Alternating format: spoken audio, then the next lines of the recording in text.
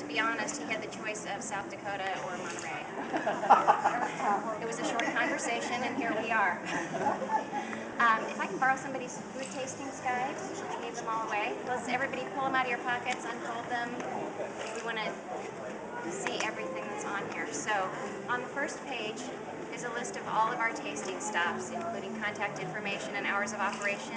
I'd hate for you to find a place you love and go back and see it closed. So this is a great reference guide. At the bottom, for anybody who's a social networker, please follow us on Facebook and Twitter. It's the way you find out about our specials, about any new tours we might add, a way to remember it after you've been here and gone, and you can sort of rebuild that memory. Next, we're a small business and we thrive on reviews from people like you. I know at least one couple here found us on TripAdvisor, and that's only because somebody before you left a review. So please, Zerv will contact you if you bought your tickets through Zerv. Otherwise, TripAdvisor or Yelp, we appreciate any positive remarks. If there's, yes, let's be clear about that, positive remarks. If there's something you didn't like, talk to me. I'm totally coachable, okay? Next, let the Chamber of Commerce be your guide. There's about 10,000 things to do in this town, and nobody seems to know about them. My favorite thing that the Chamber of Commerce offers is their Wine Walk Passport. They have, for $30, you get tastings at 7 tasting rooms. It doesn't expire, so you can use it this weekend, you can use it when you come back again. It's fantastic, and it's a great, great deal. Not to mention the other wall full of items that you can do. Next, if you love this and decide that, oh, I'd like to do that at home, contact Food Tour Pros. They are just the best, and this tour wouldn't have been possible without them. To answer your next question, no, it's not a franchise. It's just a course. The next page is my restaurant guide. These places are not paying me to be on here. They're places that I've been, that I like, that I receive a quality product and consistent service. They are sole and separate from our tasting stops. They're just places I feel confident in recommending. At the bottom, you may hear some things today that you dismiss because they're weird, like vinegar on ice cream. This is your reference for that. The next page is offers that are exclusive to our tour guests. We have some at our vendors and others that are unrelated but still generous, like the Hat Shop, 15% off.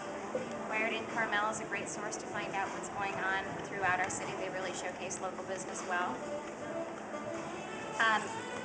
We prefer that you not shop on the tour, and here's why. I've got 10 people, and if you all stop for just 1 minute at every stop, we're an hour behind. And so please go back when you're finished and use these to their full extent. The last page is a map of our route. As most of you probably know, there are no addresses in Carmel by the Sea. It can make some of the tasting stops a little harder to find. We have a post office box, and that's where I get my mail. There are local UPS and FedEx drivers who get the code. I live 4 houses southwest of 9th Street on St. Carlos. Try telling that to anybody who needs an address because of the Patriot Act.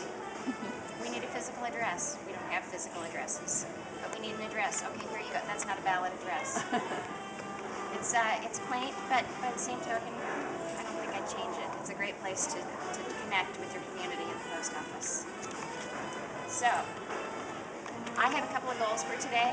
One of them is that you have a great time, and the other is that you be reasonably full by the time we finish our tour. I don't want you to be so carved up you can't walk down the block, but I'd like for you to be able to make it to dinner. Having a good time, that's not going to be a problem. You look like a great group. If you feel like I've met these goals for you, then gratuities are gratefully accepted.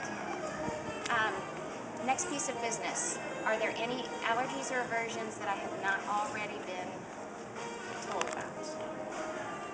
All right. Lastly, I'd like to remind you that if you're on a diet of any kind, Atkins, South Beach, I'm doing the marathon tomorrow. I'm not, no. Good Lord, no. I invite you to put that diet in a box, tie it with a bow, and push it aside. This is a food tour, and I want you to enjoy yourselves. So, Our first stop is going to be the cheese shop Carmel. And a couple words about them before we step inside. They were established in 1973.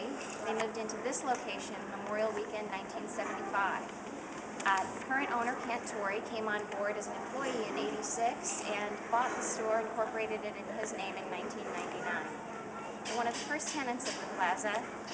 They are fabulous to just go in and spend an hour tasting. You walk up to the counter, want some cheese? Want some cheese? You'll get your fill. Kent's motto is eat cheese, drink wine, and live life happy. So let's go take a tour around the world via cheese.